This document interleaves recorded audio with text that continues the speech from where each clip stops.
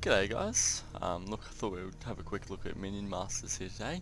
It's a bit more of a niche market and thought we might be able to get a couple good views on this one. So look, it's a game I've been looking at with my mate every now and then, and haven't really played it before, but I was sitting at home one day and I was super bored and thought I'd give it a crack. And look, since there's not a whole range of videos out there and I have somewhat of an idea, I thought I'd give it a quick run through and see if I can help out a couple of people, because to be honest I've only been playing for a couple of hours, maybe 2 days. It's like probably about 6 hours into it. I've already got up to this, you can see the Plat 5 rank in there. Not very hard, there's a couple of ranks above that, but it's better than, it's halfway through the ranking system I guess, but I guess it's better than average. I thought I'd give you a couple of tips and run through a couple of things you can do in this game.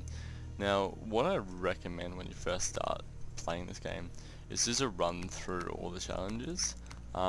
Look, it's not like it's a difficult thing, it doesn't teach you very much, but it kind of makes you, get a bit of a feel for the game, and you can actually just kind of get quite a good amount of resources, like I just say, good gold, your shards and stuff like that.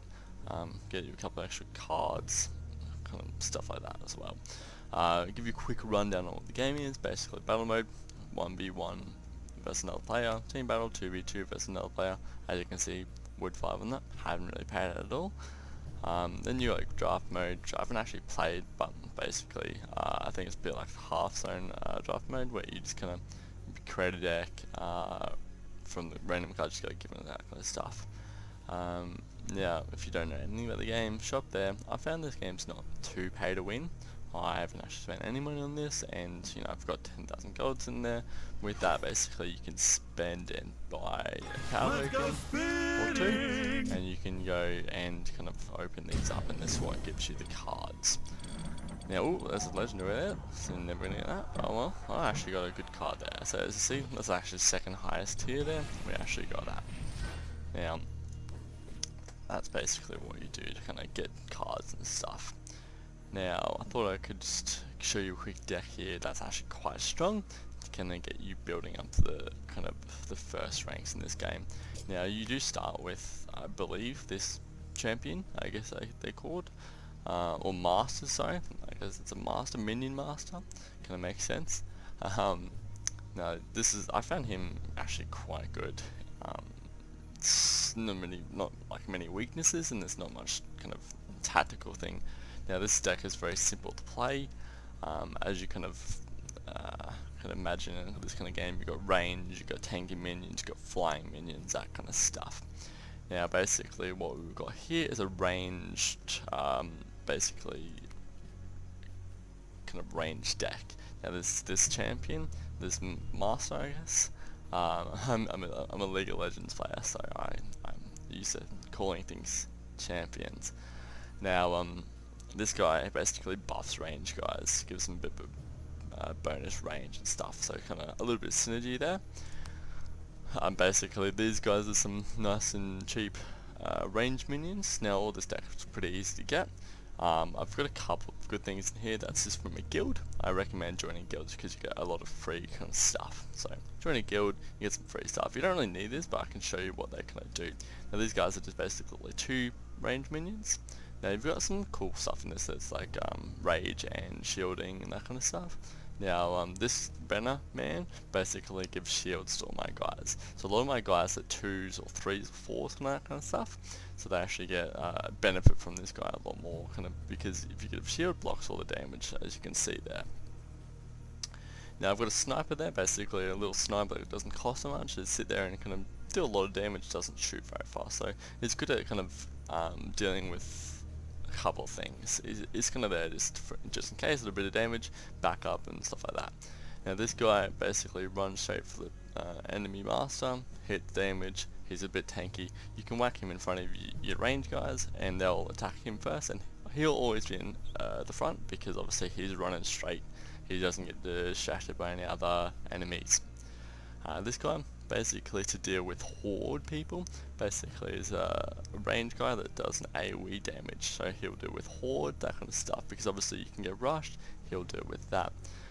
This guy is basically a guy that you can drop anywhere on the map. Basically there's two sides of the map. You only can spawn, you know, your people on your side. With this guy you can actually spawn 4 of the range guys anywhere on the map. He's kind of good to rush in when you have a lot of people there. You whack him down, works quite well. Now these two things you can swap out, say, but they're very useful, I find, in this deck. So if you can get them, it's really good. Now this guy basically, I'll give you a quick look at him. Basically, is a shieldy guy. If he's around anyone, tanky guy, he'll actually take damage from everyone else. As you can read that, basically anywhere around him, he'll actually take that damage when they get damaged. This guy, he basically is quite cool. Basically, when he spawns, he'll root any of the kind of ground units, and he's an actual AoE range guy and does quite a lot of damage. He's quite good. He's a legendary card, so obviously not everyone will have this one. You can swap him out for another ranged person or a tanky person. I would recommend kind of swapping him out. This guy, obviously for a tank, you need a couple tanks in there, like 2 or 3. This guy is quite tanky, so you can also kind of sit at the front, and the Venom man is quite tanky as well. So you kind of got your Venom people, your tanky people, and you got your range people behind them. Quite simple. Now if you're going to look at swapping everything out, I love this little mana buff guy. Basically gives you extra mana, that's always good, and it gives you XP to capture in the bridges. I'll go through the bridges really quickly after I watch a little replay. These guys are actually really good for the start of the game. Basically there's 2 of them, throw them out, and they capture bridges to give you more XP so you can get to those buffs and stuff. So if you were going to look to swap, you know, if you couldn't get a couple of these guys, basically you can look at these kind of people. There's a couple other ones, but basically range people with a bit of tankiness is always good. Now we'll go through a quick game so you can have a look, and basically we'll have a look. See, so we'll just get into this game. Now the big mistake a lot of people fall into when playing this is they use their cards straight away when you see it. The good thing is to kind of save up and kind of throw out things in a combo. Duel! My aim is shockingly good. So you see what he does here, basically captures the bridges. Now that'll give him more XP and stuff. Now I do believe this is actually me on this side, just to let you know. See, I've spawned that legendary guy, kind of doing damage there.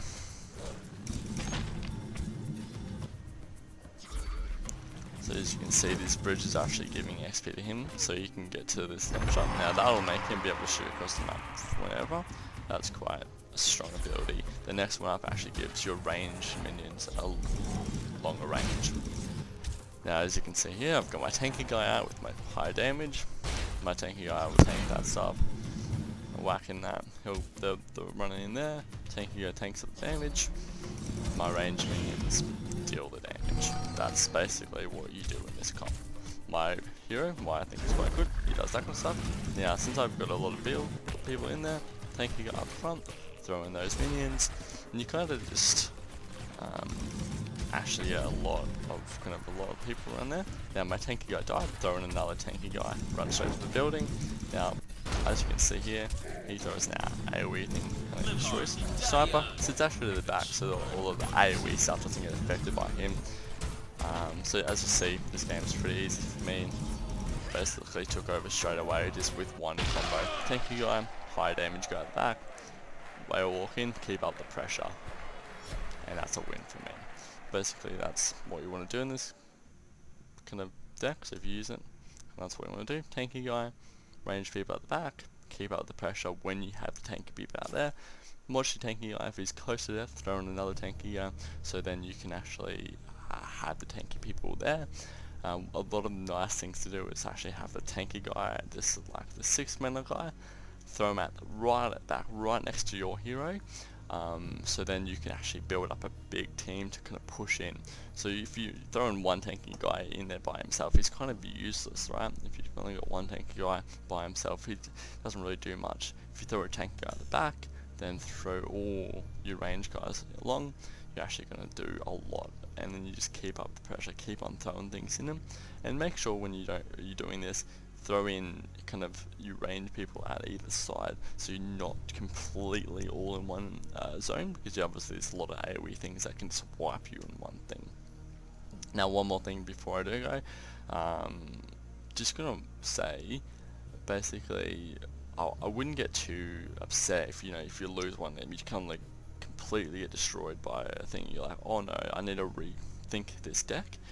Basically, there is going to be a couple decks out there that's just going to completely wreck you. This is basically a complete counter to you.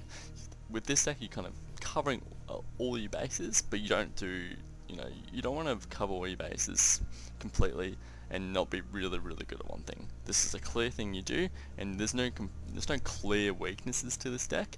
But you're obviously going to come across one guy that's got a complete counter to this deck, and you just get completely wiped.